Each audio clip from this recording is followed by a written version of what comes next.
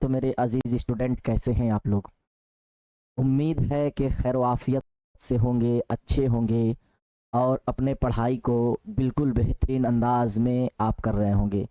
आज बाबू हम लोग पढ़ने वाले हैं चैप्टर 17 और आपको बता दें कि आपका ये जो है यहाँ से हिस्सा शायरी शुरू हो गई है। मतलब एक आपका हिस्सा नथर खत्म हो गया है, जो कहानी, अफसाना, मजमून इस सब को हिस्सा नथर कहेंगे और हिस्सा शायरी उसे कहेंगे जो गज़ल के रूप में हो, पोइट्री। मैंने एक तरह से अगर आपको बताएं हम कि जैसे मैं कविता आप समझ रहे हैं, तो ये कविता हो गया, वो कहानी आप पढ़े थे। तो इस तरह से हम लोग कॉन्सेप्ट के साथ हिस्सा शायरी को शुरू करते हैं। और आज बाबू मौका मिला तो आपको वन शॉट भी हो जाएगा, क्योंकि क्लास में आपको बहुत अच्छा से समझ में आना चाहिए भी। आज हमारा चैप्टर है बाबू मनाज़रे कुदरत या कहीं कहीं पे इसको बाबू ध्यान रखिएगा मनाज़रे फितरत भी लिखा रहता है। क्या बाबू, मनाज़रे कुदरत की जगह क्या लिखा रहता है? मनाज़रे फितरत भी लिखा रहता है। तो मनाज़रे फितरत भी लिखा रहता है, तो मनाज़रे फितरत, तो ये भी ध्यान रखिएगा। मनाज़रे फितरत भी हो सकता है। देखिए इसमें मिल गया है ना, लिख दिया ऐसा कि मिल गया। तो मनाज़रे फितरत भी कहीं या मनाज़रे कुदरत, यानी दोनों का एक ही माने हैं। यानी अल्लाह ताला द्वारा बनाया गया ये कुदरत या नेचर जो कह सकते हैं, जैसे पहाड़ है ना, नदियाँ और दिगर पर्यावरण जो भी चीज़ें हैं प्राकृतिक का, उसे ही हम लोग कुदरत या फितरत नेचर कहेंगे। ठीक है, इसके लिखने वाले हैं आपको पता है चकबस्त। कौन लिखने वाले हैं बाबू? पंडित ब्रिज नारायण चकबस्त इनका पूरा नाम है। हम लोग बिल्कुल आसान भाषा में, आसान अंदाज में हम लोग क्लियर करेंगे चैप्टर को। तो चलिए बाबू, इस चैप्टर को हम लोग बहुत ही बेहतरीन अंदाज में चलेंगे, लेकिन ये नज़म की शुरुआत हो रही है। तो सबसे पहले हम लोग समझेंगे कि नज़म किसे कहते हैं, है ना। हम लोग समझेंगे कि नज्म किसे कहते हैं। आप फिर बाद में पढ़ाने के बाद 2-3 चैप्टर, अब ये मत हमसे सवाल पूछिएगा ना कि सर नज्म किसे कहते हैं। ठीक है, इसलिए पहले अभी ही समझ लीजिए कि नज्म किसे कहते हैं। क्लियर है ना। और बाबू जो लोग सलाम कर रहे हैं उन लोगों को वालेकुम अस्सलाम व रहमतुल्लाहि व बरकातुहू। तो सबसे पहले बाबू ये अगर हम बात करें, ये जो आप देख रहे हैं नज्म, है ना, ध्यान से सुनिएगा तो समझ जाइएगा। क्लियर है ना। देखिए बाबू, नजम जो लफ्ज है ये मुनज्जम से है। मतलब अब आपको ये नहीं समझना है सर मुनज्जम किसे कहते हैं, ये भी समझ में आएगा। इसके माने तरतीब देना और मोतियों को लड़ी में पिरोने के हैं। अब जैसे अगर हम बात करें, एक ये हार आप देखते हैं, मान लीजिए, तो ये एक हार में, एक धागा में देखिएगा किस तरह से मोतियों में लड़ी को पिरोया जाता है, तब ये खूबसूरत जो है ना क्या बनता है बाबू, हार बनता है ना। हम हार ना बना के कुछ और बना दिए, वो लड़कियां सब गुस्से होगी कि सर क्या बना रहे हैं, खूब सुंदर बनाइए।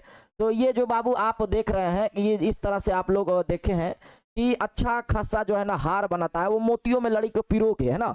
अब ये जो मोतियों में लड़ी पिरो रहा है धागा में, तो सोचिए यही जो धागा बन के जब आप लोग देखते हैं तो कितना खूबसूरत लगता है ना, कितना खूबसूरत लगता है। तो यही कह रहा है कि मोतियों को लड़ी में पिरोने, लड़ी ये हो गया, और मोतियों को लड़ी में पिरोने के नाम नज़म के माने इंतजाम भी है। नज़म किसे कहते हैं बाबू? तो नज़म के माने इंतजाम भी है। मतलब एक सलीका, एक तौरो तरीका से लिखना बाबू क्या कहलाता है? नज़म कहलाता है ना। तो हमें उम्मीद है कि आप लोग नज़म समझ रहे होंगे। नज़म के माने क्या है? इंतजाम।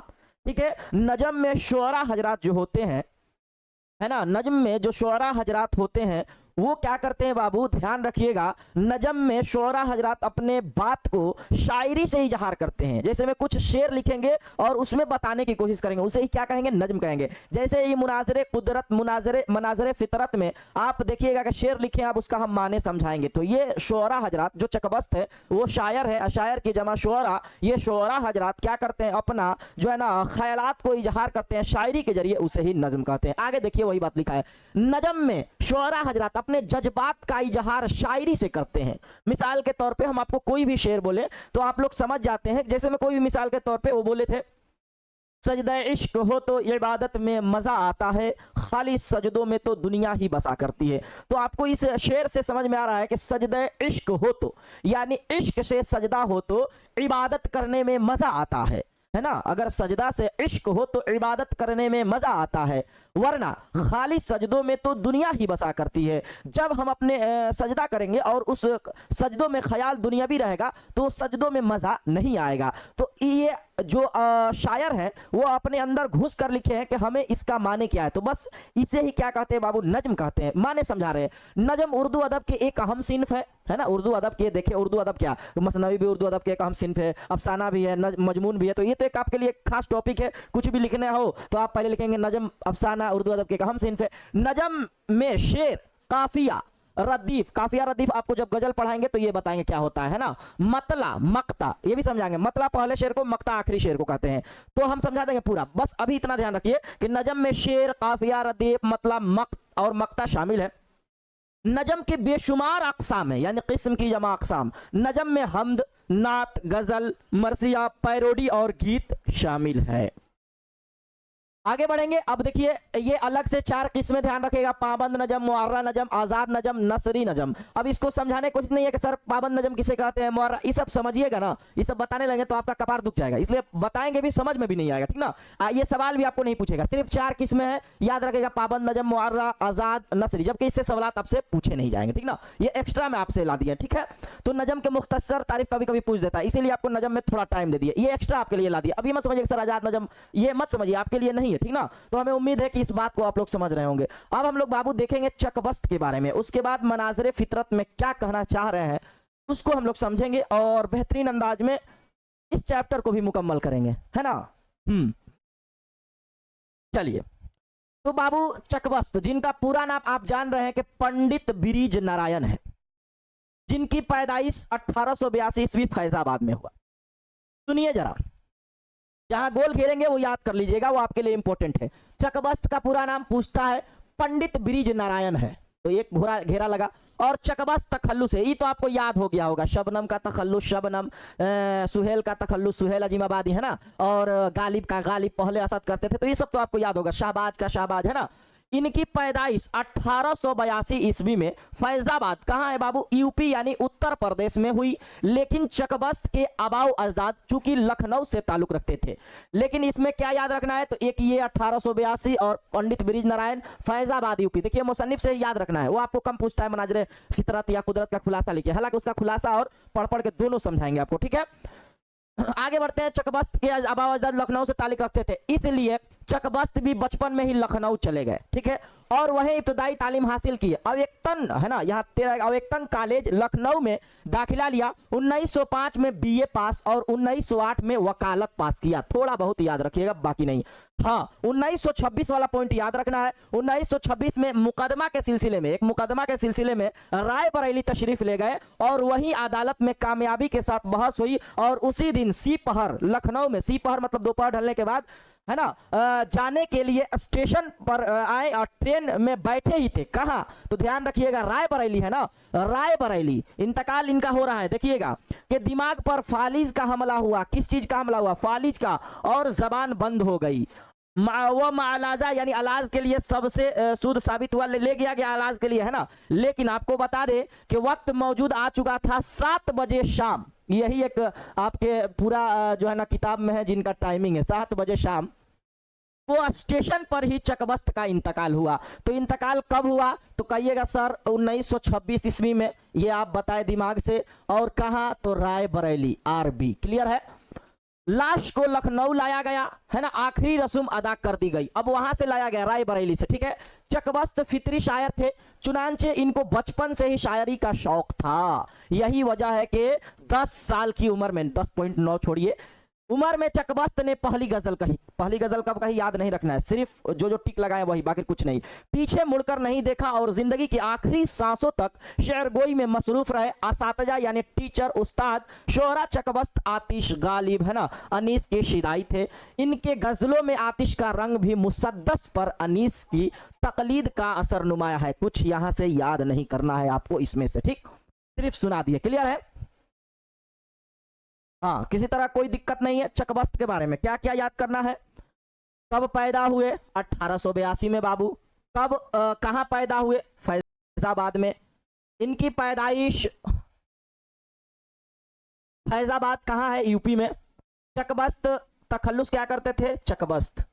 इनका असल नाम, पूरा नाम पंडित बिरिज नारायण। रायबरेली एक मुकदमे के सिलसिले में तशरीफ ले गए, जहां वो स्टेशन पर ही थे, तो फालिज का हमला हुआ और जबान बंद हो गई। यानी राय बरेली 1926 ईस्वी में इनका इंतकाल हुआ। उससे पहले 1908 में वकालत, ये याद रखेंगे, खैर वो हल्का बोले थे। उसके बाद चकबस्त के बारे में आपको इसके अलावा कोई चीज याद नहीं करना, ये आपके उस्ताद का हुक्म है। क्लियर है? अब हम लोग बाबू आपके ये जो नज्म है ना, किताब थोड़ा सा दिखा देते हैं। जो आपका ये मनाजरे कुदरत है, इसको जरा हम आपको समझाने की कोशिश करते हैं। हालांकि इससे आपको कोई टेंशन नहीं लेने की जरूरत है, ना ही सोचने वाली बात है। हम आपको जितना चाहिए उतना खुद हम ना बढ़िया से बता देंगे और इसका खुलासा भी आपको दे देंगे। ठीक है? अरे रुको रुको रुको रुको, कहीं भाग रहे हो भैया तुम? ठीक है, क्लियर समझिए। अब देखिए हम आपको बताएं बाबू, मुनाजरे कुदरत या मुनाजरे, इसी को आप लिख सकते हैं फितरत। ठीक है बाबू, मुनाजरे कुदरत या मुनाजरे फितरत। अब यही देखिए, इसके लिखने वाले हैं, आप जान रहे हैं, चकबस्त, है ना। इसके लिखने वाले हैं कौन है बाबू? चकबस्त। तो अब देखें कि जब बाबू चकबस्त है तो यही शायर अपना शेर के जरिए अपने बातों को कहना चाह रहे हैं, इसी को नज्म कहते हैं। अब इस नज्म में क्या कहना चाह रहे हैं गौर कीजिएगा तो मेरे साथ समझिएगा। अगर ये समझने में दिक्कत आई, आपके लिए खुलासा भी इसका लाए हैं, वो भी आसानी के साथ समझ जाइएगा, लेकिन समझ जरूर जाइएगा। ठीक ना? सुनिए जरा क्या कह रहे हैं? फिजाए कोह में ऐसी हवा समाती है, बशर की रूह को राहत की नींद आती है। फिजाए कोह मतलब कोह के माने क्या होता है? पहाड़ बाबू। कह रहे हैं फिजाए कोह में ऐसी हवा, मतलब एक ऐसी जगह जहां पहाड़ है। आपको कुछ पहले बता दें, ये देहरादून हिंदुस्तान के, आपको पता है देहरादून कहाँ वाक़ है? हिंदुस्तान के यूपी शहर में ही देहरादून है ना। और देहरादून भी जो है आपको पता है कि ये चकबस्त घूमने के लिए जा रहे हैं। आपको पता है कि वो सब पहाड़ी इलाका है और उस इलाका में ये आपको जब घूमने के लिए जाते हैं, वहां का मंजर जब देखते हैं, उसी मंजर को अपने शेर के जरिए लिख देते हैं कि वहां का मंजर कैसा होता है। ये चीजें आप समझ जाएंगे, है ना। ये चीजें आप बेहतरीन अंदाज में समझ जाएंगे।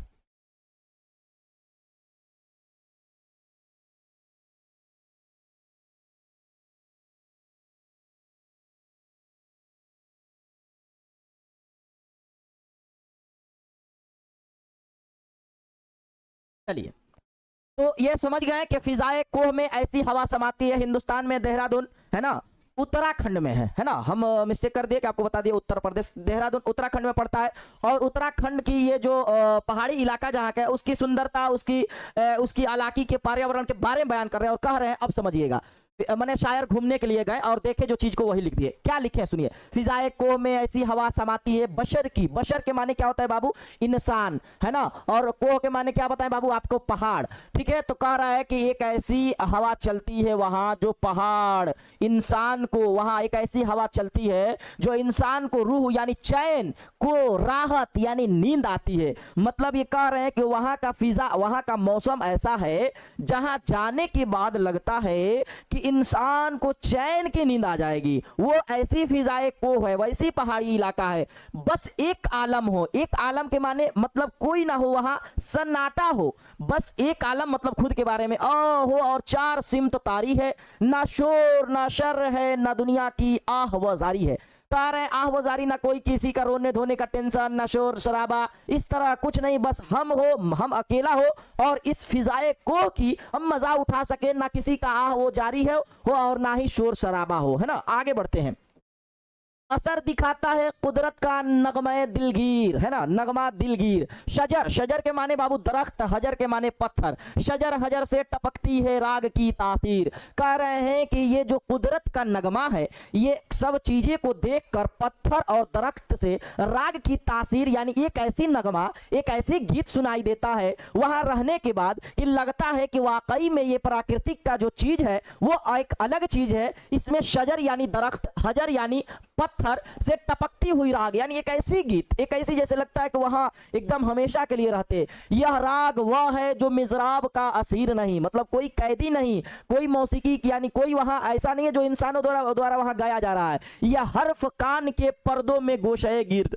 कह रहे हैं कि ये ऐसा चीज है जो कान बंद करने पर, आंख भी बंद कर लीजिएगा, सब चीजें बंद कर लीजिएगा, फिर भी वो गीत, वो नगमा वहां पहाड़ की, वहां उसका पर्यावरण की चीजें को सुनाई देगी। वही सुनेगा उसे दिल गदाज है जिसका, हो दिल में सो जाए तो रग रग में साज है उसका। कह रहे हैं वही सुनेगा जिसका दिल नर्म होगा, जो बिल्कुल नर्मता को पसंद करता होगा। साज और जलन वाले लोग, सोज वाले इस रग राग को नहीं सुन सकते हैं, उनका पत्थर दिल होगा तो वो नहीं सुन सकते। हरी में खास में कुदरत के बारियाबी थी, निगाहे शौक में एक शान बेहिजाबी थी। कह रहे हैं हरी में खास, कह रहे एक ऐसा कुदरत खास चीज है जो क्या बताएं कि वो निगाहे शौक, बार बार दिल चाहता है कि इस शान को, इस पर्दे को बेहिजाब से हटा दिया जाए और इसको बार बार जो है ना दीदार किया जाए। शरीके जहां थी वजह कदीम कुदरत, कह रहे हैं ये कदीम कुदरत, कदीम माने पुराना, उसके जिद जदीद है ना। कह रहे हैं कि कदीम कुदरत आया थी संग वो शजर, संग के भी माने पत्थर, शजर यानी दरख्त से कशिश मोहब्बत की। कह रहे हैं कैसी मोहब्बत थी पहले की, ये जो थी ना ये कदीम कुदरत यानी पहला का जो पर्यावरण स्थिति था है ना, और क्या ही था वो मंजर है ना, अब वो नहीं रहा। आया यानी जाहिर थी, संग यानी एक तरह से माना जाए तो पत्थर लगता था जिंदा, शजर भी अपने आप को अपने से लगता था कि मोहब्बत है पत्थरों और पेड़ों से भी, लेकिन अब वो ना रहा। शराब इस हकीकी से था हर एक का शरशार, शजर था कोहे था चश्मा था या मश्त गुबार। कह रहे हैं कि शजर था, दरख्त के बारे में, कोहे था, पहाड़ था, पेड़ था, एक चश्मा था, एक ऐसा लग रहा था जैसे कि वो मंजर देखने में आ रहा है। दरख्त वो कोह है क्या, जात पाक इंसान क्या, तयूर क्या, तयूर यानी परिंदे है ना, हवा क्या, अबर बारा क्या, मतलब कह रहे हैं कि क्या परिंदा क्या ही इंसान, सबका जात पाक वहां कुछ समझ में नहीं आता, बस एक इंसान है तो अकेला रहे और वो जिंदगी को देखे। यह मौज हस्ती बेदार के अनासिर है, सब एक काफिला शौक के मुसाफिर है। कह रहे हैं कि सब लोग यहाँ मुसाफिर है ना। मौज मस्ती, मौज हस्ती बेदार के अनासिर, ये जो अनासिर अल्लाह ताला ने दुनिया में बनाई है, आग, हवा, पानी, मिट्टी, पहाड़ है ना, तो ये सब चीज़ों का एक जो काफिला है ये शौक के मुसाफिर है, और वही लोग वहाँ सफ़र करते हैं जो शौकीन होते हैं है ना। यह दिल के टुकड़े हैं कुदरत के, इनमें बैर नहीं, सब एक गोद के पाले हैं कोई गैर नहीं। कह रहे हैं कि सब लोग एक गोद के हैं, कोई पाले नहीं है ना। उन्हें से नगमा कुदरते है आवाज़ पस्ती, सब एक साज के पर्दे हैं बजमे हस्ती।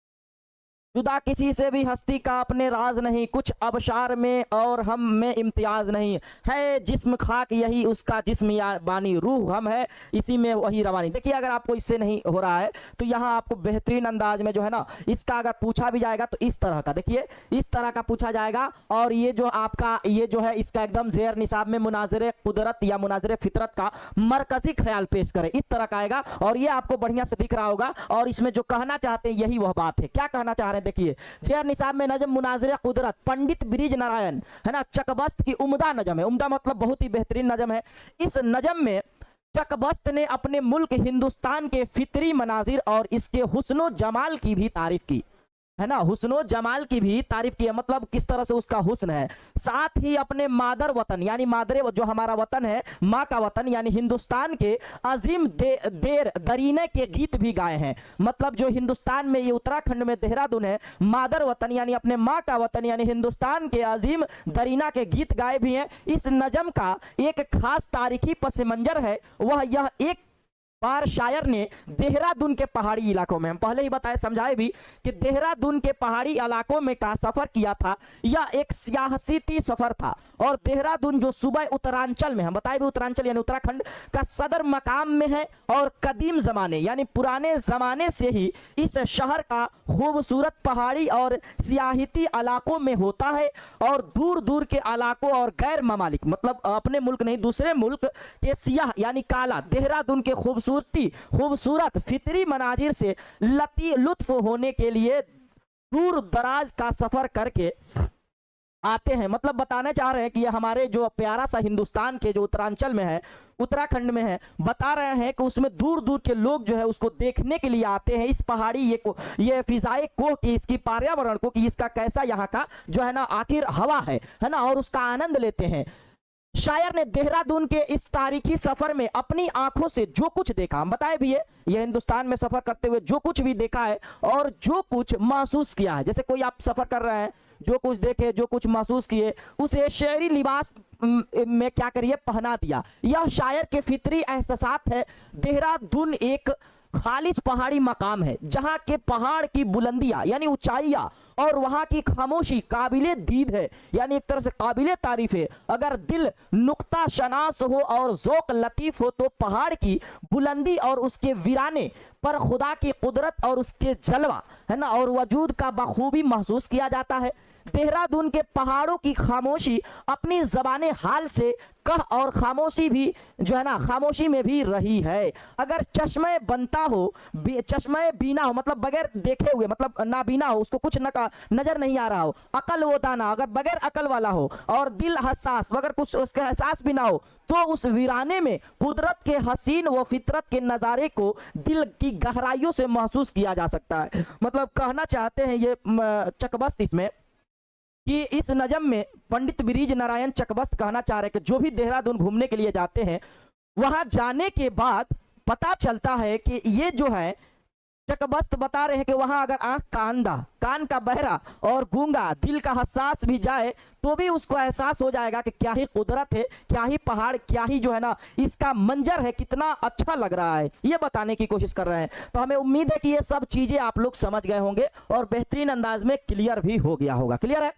अब हम लोग जो है ना आगे की ओर बढ़ेंगे तो आप ये समझ गए। और यहाँ भी जब आप लोग देखेंगे ना ये वाला चीज़ें को जब खोलेंगे तो देखिए यहाँ भी वही चीज़ को जो है ना बेहतरीन अंदाज में लिखा हुआ है और ये भी जो है ना बहुत अच्छा से देख सकते हैं ना। देखिए जो माना दिया है ना ये सब का नहीं देखना, हम खुद माना आपको क्या करते हैं आपके लिए ला देते हैं, तो ये सब माना उतना देखने की जरूरत नहीं है। देखिए तो ये तो आपको बता भी दिया, और यहाँ किताब जो दिया रहता है ना ये वाला आप लोग एक बार पढ़ लेंगे, हर में दिया रहता है, कितना बढ़िया से इसमें बताया जहर निसा मुनाजरे कुदरत या फितरत में पंडित बिरीज नारायण चकबस्त की तख्लीक है, मतलब लिखा हुआ उनकी मंजर शायरी का बेहतरीन मिसाल है। इस नज़म में चकबस्त ने ना सिर्फ एक अपने मुल्क हिंदुस्तान के फितरी मुनाजर को हुस्नो जमाल की तारीफ की है, बल्कि बिलवास्ता तौर पे हिंदुस्तान के अजमत दरीने के गीत भी गाए हैं। मतलब हमारा प्यारा सा हिंदुस्तान में क्या क्या वाक़े है और ये हिंदुस्तान कितना खूबसूरत हमारा वतन है। इस नज़म का एक खास पस मंजर शायर चकबस्त ने एक बार देहरादून का सफर किया था और देहरादून के सूबे उत्तरांचल का सदर मकाम है और कदीम जमाने से, तो ये सब आपको टाइप करके ला भी दिए थे, पढ़ा भी दिए थे। अब सवाल आपका ये है किताब में कि चकबस्त का इंतकाल कब और कहाँ हुआ था,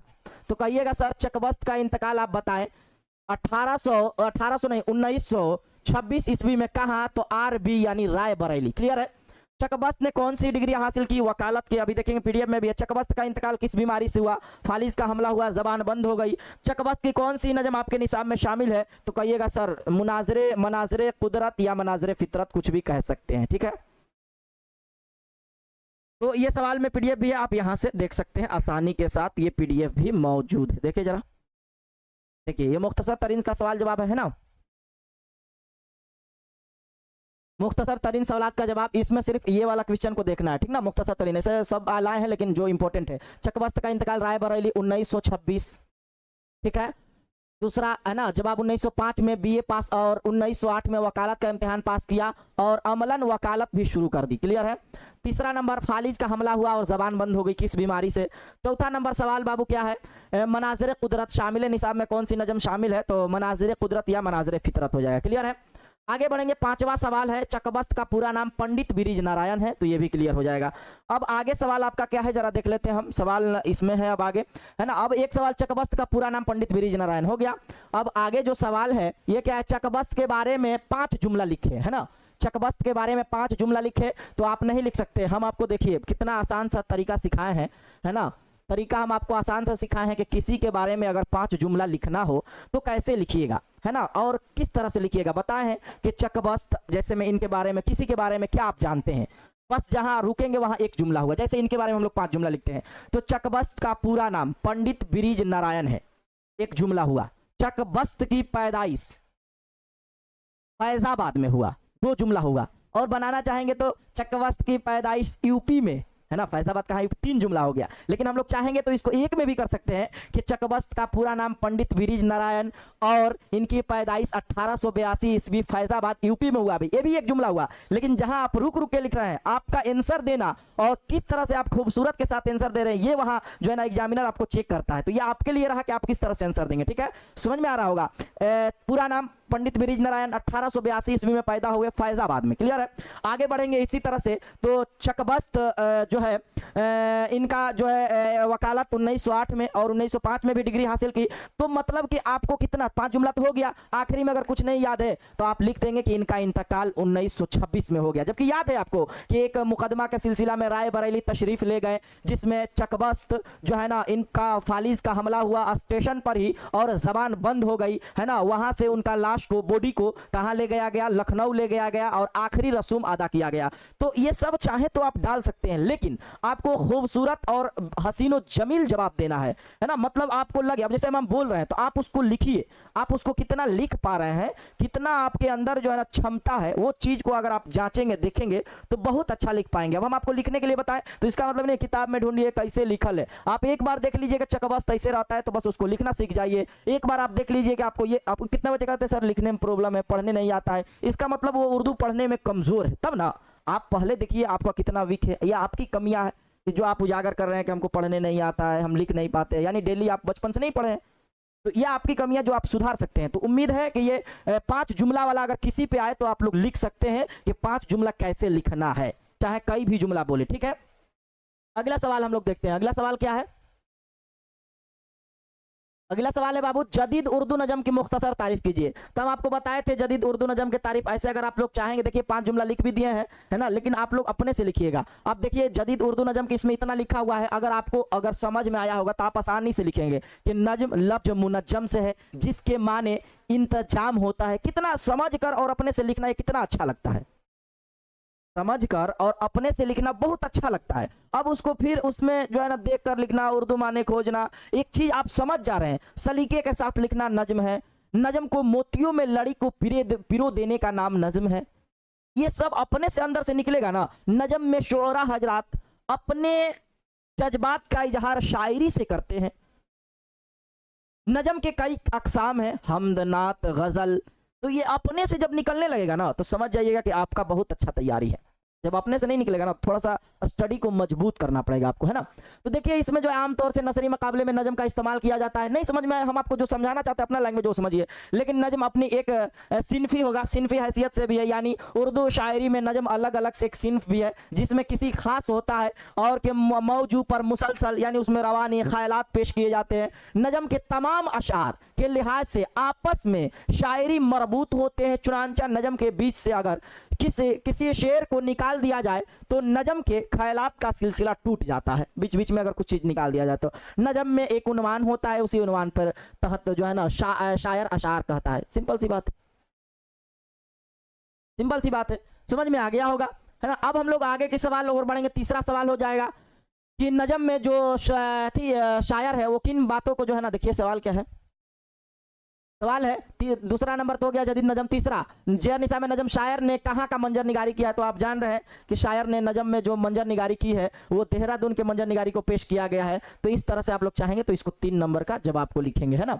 ये 3 नंबर का जवाब, इस नजम में शायर ने देहरादून के सफर में अपनी आंखों से जो कुछ देखा है और जो कुछ महसूस किया है इसी मंजर निगारी को पेश किया है। हो गया आसान सा जवाब। जो चौथा सवाल है वो चौथा सवाल आपके किताब में नहीं है, लेकिन फिर भी हम समझा देते हैं, हालांकि वो पूछे जाएगा नहीं, है ना। तो ये सवाल जो चौथा सवाल देखिए क्या है ना, यहीं तक बनाना है आपको। चौथा, नजम के अजायद तरकीबी। असल में नजम के अजायद तरकीबी जो अकसाम देखे आप चाहें तो उसको डाल सकते हैं, लेकिन याद रखिएगा नजम के अजायद तरकीबी उसको मत डालिएगा, है ना, क्योंकि आपको पता है कि नजम के अजायद तरकीबी आपके बुक में नहीं दिया है। लेकिन फिर भी अगर देखिएगा तो इसका मरकजी किरदार, इसका मरकजी ख्याल यह है कि इसमें जो शायर है देहरादून के मंजर को बयान यानी पेश करता है, और यही मरकजी एक तरह से अजायद तरकीबी में भी आप ले सकते हैं, हालांकि उस सवाल को आपको बनाना नहीं है, ठीक है। आगे बढ़ते हैं। तो ये सवाल आपका हल हो गया। अब हम लोग इसको वन शॉट की तरफ ले जाते हैं और टाइम है अभी आपका, ऑब्जेक्टिव लगा लेते हैं, ठीक है। चलिए आप लोग जवाब दीजिए। एक बच्चा डाउट में भेजे थे कि सर जो है ना क्वेश्चन को टिक मत लगाइए। अब बाबू टिक नहीं लगाएंगे तो वो सर बच्चों को आंसर कैसे पता चलेगा, है ना। तो वो बच्चे को दिक्कत नहीं होना चाहिए। हालांकि आपको पीडीएफ वगैरह एप्लीकेशन पे जब जाता है तो आप कहेंगे तो उसको इस तरह से भी दे देंगे, ठीक ना। तो पहला सवाल है, चकबस्त का पूरा नाम बताए थे। चकबस्त का पूरा नाम क्या है, आंसर दीजिए आप लोग। अलिफ पंडित ब्रिज नारायण, पस्तरेश नारायण,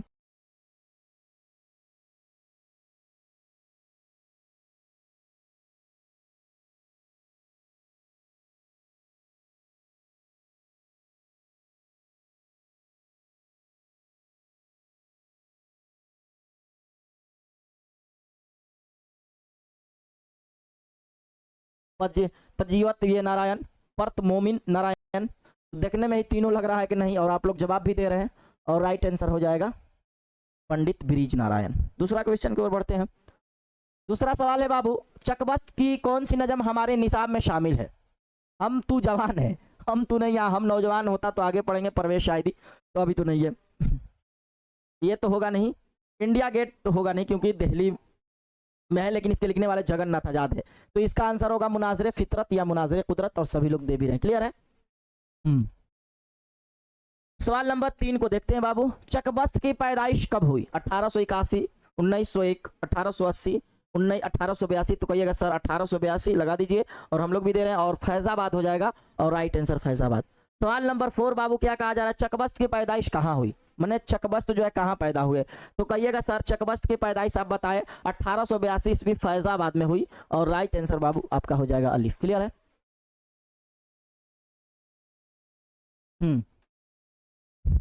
आगे की ओर बढ़ते हैं। सवाल नंबर बाबू ये 5, चकबस्त ने वकालत का इम्तिहान कब पास किया। हम आपको बताए भी थे, दिखाए भी थे, 1908 ईस्वी में वकालत का इम्तिहान पास किया। जैसे कि यहाँ आपको हम दिखाए थे, आंसर में भी आपको यहाँ मिला था, है ना। आंसर में कहाँ दिए थे, देखिए 1905 में बीए पास, और 1908 में वकालत, है ना। ये टिक भी लगाए थे आपको, ठीक है। तो आंसर हो जाएगा वकालत, है ना।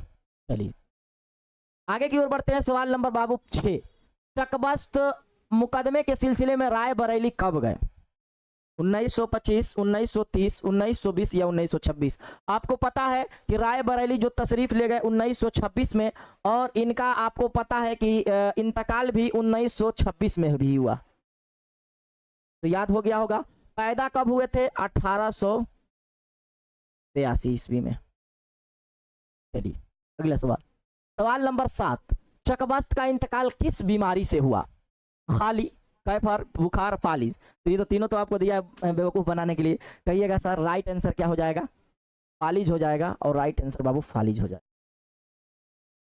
आगे बढ़ते हैं बाबू। सवाल नंबर ये देखिए आपका, सवाल नंबर 8 है, चकबस्त का इंतकाल कब हुआ। अभी बताएं कि स्टेशन पे एक मुकदमे के सिलसिले में गए, कहा तो आरबी यानी राय बरेली, और वहीं उनका वफात हो गया, और राइट आंसर बाबू हो जाएगा 1926। क्लियर है। चलिए ठीक है, आगे की ओर बढ़ते हैं। सवाल नंबर बाबू 9, चकबस्त का इंतकाल कहाँ हुआ, बनारस, राय बरेली, डबल डबल है।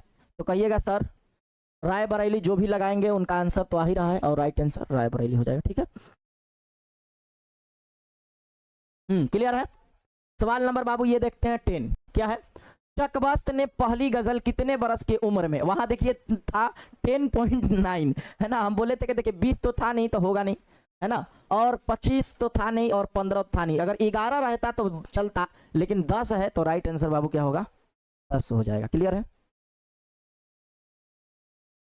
किसी तरह कोई परेशानी, कोई दिक्कत नहीं है। क्या बताए, क्या ही क्या था ख्यालों के शहर में, है ना, लेकिन बसने से पहले ही वक्त के हाथ उजड़ गए। खैर आगे की ओर कंटिन्यू करते हैं हम लोग। सवाल नंबर 11, है ना। सवाल नंबर 11 क्या है, चकबस्त शायरी किस सिन्फ के लिए जाने जाते हैं। तो कहिएगा सर मरसिया, हमद, यहाँ आलम नहीं बल्कि क्या होगा बाबू, नज्म हो जाएगा, और यही राइट आंसर हो जाएगा नज्म, ठीक है। और मरसिया आपको बताए थे कि नहीं, अभी आना है, बताना है, तो आगे बताएंगे, आएगा। तो हमद बताए थे, जिसमें खुदाए ताला की तारीफ बयान की जाए उसे हमद कहते हैं। गज़ाल नहीं गज़ल होगा, और गज़ल के लगवी माना क्या होता है बाबू, औरतों से बात करना। भी आएगा तो गज़ल के बारे में बता देंगे, ठीक है। चलिए, और ये रहा आपका आखिरी सवाल, नजम के मिनाजरे फितरत किस शहर का जिक्र है या किस के बारे में तज़किरा किया गया है। आप आसान तरीके से आप लोग समझ रहे होंगे और बता भी देंगे। तो नज़म मुनाजरे कुदरत या मुनाजरे इसी को फितरत कहेंगे, है ना। किसका, तो पटना तो होगा नहीं तो निकाल देंगे, दिल्ली तो होगा नहीं निकाल देंगे, आगरा तो होगा नहीं निकाल देंगे, और होगा कहाँ, तो देहरादून। Right answer Dehradun. जरा एक बार हम लोग इस पे डिस्कशन कर लेते हैं कि पटना में कौन पैदा हुए। तो कहिएगा पटना में पैदा हुए सुहेल अजीमाबादी। कब पैदा हुए, 1911 में। पटना में और कौन पैदा हुए, सैयद मोहम्मद मोहसिन 1910 में, ठीक है। दिल्ली में कौन पैदा हुए, सर सैयद अहमद खां। कब, 1817 में। आगरा में कौन पैदा हुए, मिर्जा गालिब। कब, 1797 में। देहरादून में तो किसी का पैदाइश नहीं है। तो हम लोग ये सब भी कवर कर लिया, ठीक ना। तो हमें उम्मीद है कि आप लोग का क्लियर हो गया होगा सारा चीज़। सर सैयद अहमद खां इंतकाल कब किए थे, याद है, 1898। 1910 यानी मोहम्मद मोहसिन कब इंतकाल किए थे, 2002 में। सुहेल अजीमाबादी कब इंतकाल किए थे, तो आपको पता है 1980 में, है ना। और गालिब कब इंतकाल किए थे, तो आपको पता है 1869 में, ठीक है। तो ये सारा चीज़ कॉन्सेप्ट आप लोगों को क्लियर होना चाहिए और क्लियर होगा भी। और हम जान रहे हैं कि बहुत तरह के आसान तरीके में क्लियर हो गया होगा, है ना। किसी तरह का कोई दिक्कत, कोई परेशानी, है ना, नहीं है। हमें उम्मीद है कि आप लोगों को क्लास जो है ना अच्छा लग रहा होगा, क्योंकि क्या ही बताया जाए। तो ये क्लास आपको वन शॉट में बहुत अच्छा से, बहुत बारीकी से समझाएं।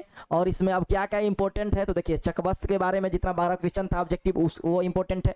बाकी जो वो देहरादून या उसमें क्या बताने की कोशिश कर रहे हैं, नहीं भी आया कोई दिक्कत नहीं है ना।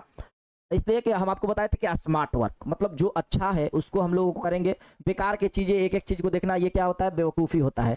तो हमें उम्मीद है कि ये सब बातें भी आप लोगों को समझ में आ रहा होगा। तो चलिए खैर हम लोग क्लास को यहीं पर एंड करेंगे। और किसी तरह का कोई परेशानी, कोई दिक्कत हो तो हम बार बार कहते हैं आप लोग डाउट सेशन में भेजेंगे, तो उसका परेशानी और डाउट सेशन में देखकर क्लियर जवाब दिया जाता है। तो चलिए बाबू, आज की क्लास को हम लोग यहीं पर एंड करेंगे।